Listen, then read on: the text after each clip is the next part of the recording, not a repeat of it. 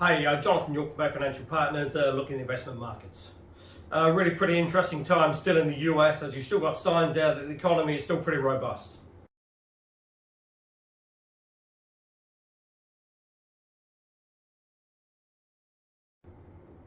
Latest jobless data came in, non-farm payrolls came in at 315,000 plus.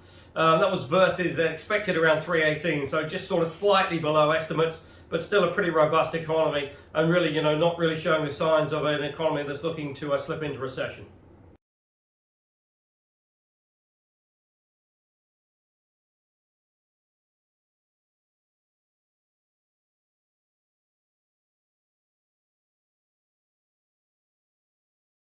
Latest PMI was a little bit stronger as well. That came in at 52.8 versus an expected of sort of 51.3. Now reading at over 50 still shows an expansionary economy.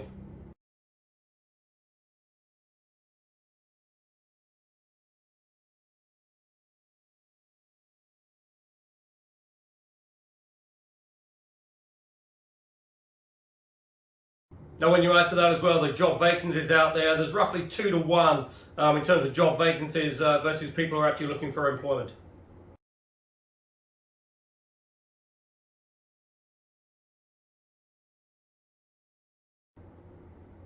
So obviously that still having some pretty major impacts on inflationary pressures out there.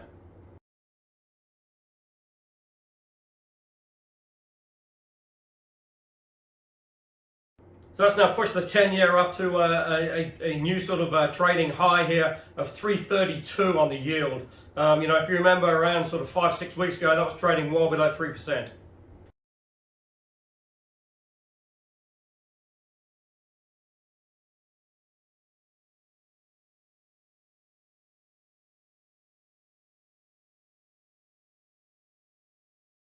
So certainly you do have a pretty robust economy that's still expanding. You've still got pretty reasonable sort of earnings data coming through from companies.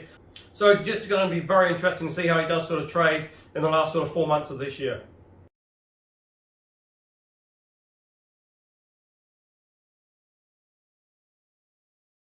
Because certainly inflationary pressures do appear to be sort of certainly coming down just a little bit. Certainly the pace of increase is sort of falling. You look at oil now, that's well below 90 bucks a barrel, and that's going to have some pretty major impacts on the inflationary pressures.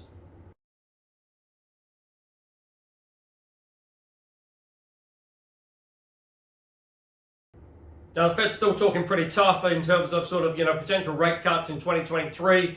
Still sort of saying, they're pretty much off the table, can't see that. You certainly expect a further rate increase at the next Fed meeting. Now, will it be 75 or will it be 50? That's the big question.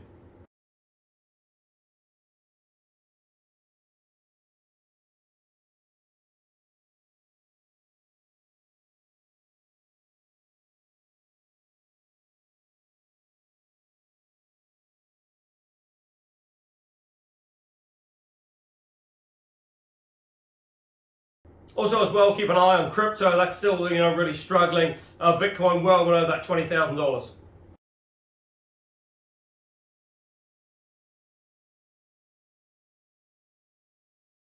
So as mentioned, oil is well below $90 now, currently trading around 86 bucks a barrel.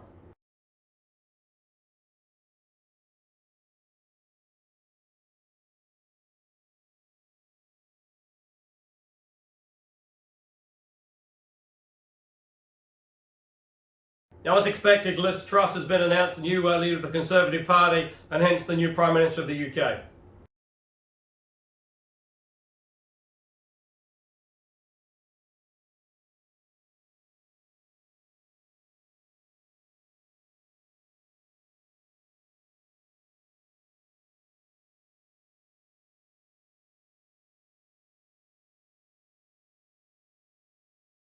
But really, she has sort of inherited a bit of a poison chalice, really. It's like Boris Johnson's really been asleep at the wheel for the last sort of 4 to 5 weeks.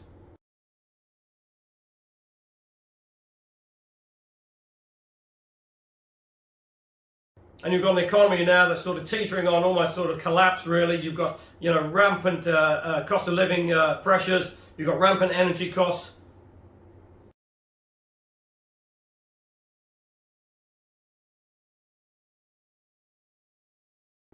And indeed, there's now sort of a growing swell about public opinion now about refusing to pay the energy bills in October.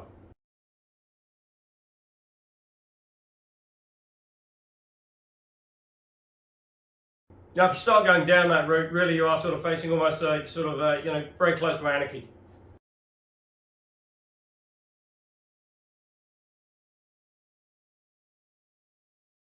So really, she's got a lot of work to be done in a very short space of time. Really, first she's got to convince everyone that she's the right person for the job. There's still a sort of reasonable sort of sector out there, especially within the Conservative Party as well, that still believes she's the wrong person for the job. Boris Johnson is the correct person. There was even some talk about having a potential sort of vote of no confidence in her and getting Boris re-elected.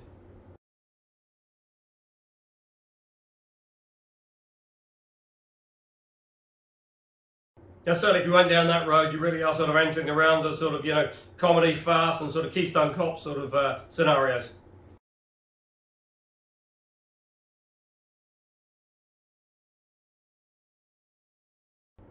As yet, she hasn't really come up with any sort of concrete policies, sort of talking sort of tough, saying she's got big plans, major tax cuts, etc., to get the economy back up and running. But as yet, we've seen no real details.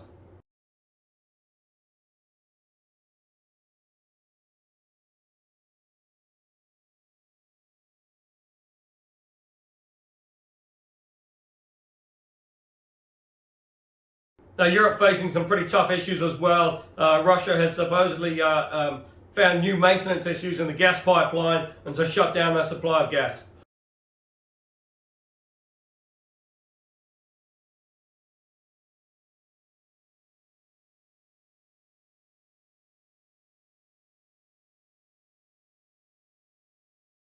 Quite convenient to say, Putin's really playing hardball with the gas supplies, and it's just going to be very interesting to see how it does sort of play through because, at present it's not too cold really, but once you get into European winter, they're certainly going to need those gas supplies.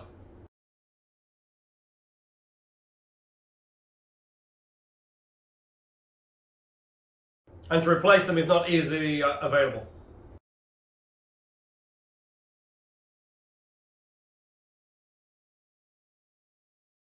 Now in Australia, as expected, the RBA did raise the cash rate by a further 50 basis points, taking that up to 235.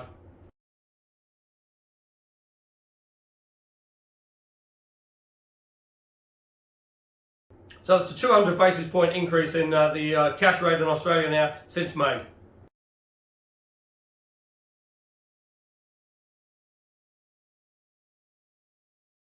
And expected to top out around sort of 4%, could even be 3.2% by year end.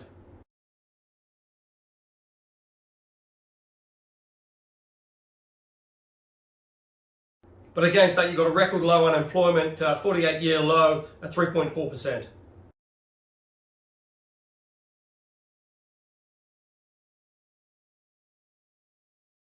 But certainly the economy's really performed pretty well, really. It's certainly benefiting from increased commodity prices, minerals, resources, etc.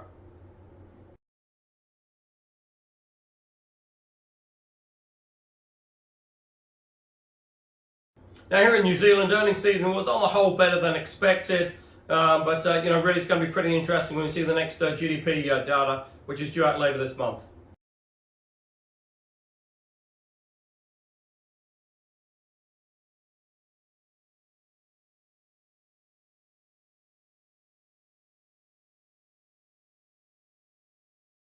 Because as with other countries, still facing a major sort of labour shortage, the government has come out and said they will make available 11,000 sort of temporary work visas for overseas people coming into New Zealand, but that's really not enough.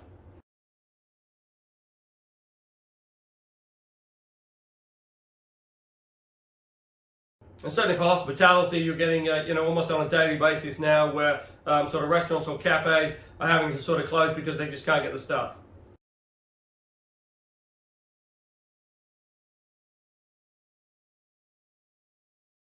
Also, as well, a pretty quick U-turn from the government on the GST on KiwiSaver fees. That was done pretty quickly within sort of almost 24 hours.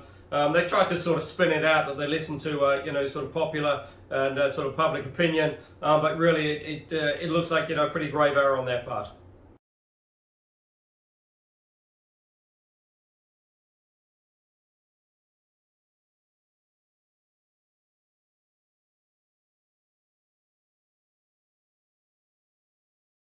As we now get down to around only sort of 14 months until the next election, it's really getting pretty interesting because the government's sort of facing increasing pressure out there and, really falling behind in the polls.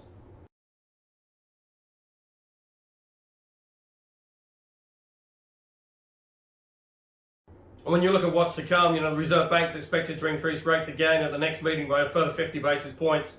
House prices are falling. It's really looking a little bit of a tough time for the New Zealand economy over the next sort of 6 months.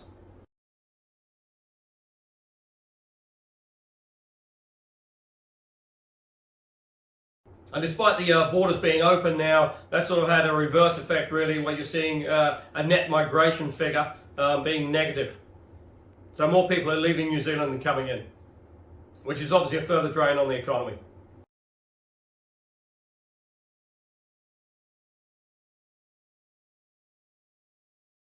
So although rates are increasing out there, it's still getting pretty tough out there, sort of find some reasonable income options. If you're interested in discussing what's available, go to the website www.bayfinancialpartners.co.nz for lots of interesting articles, and we look forward to speaking to you soon.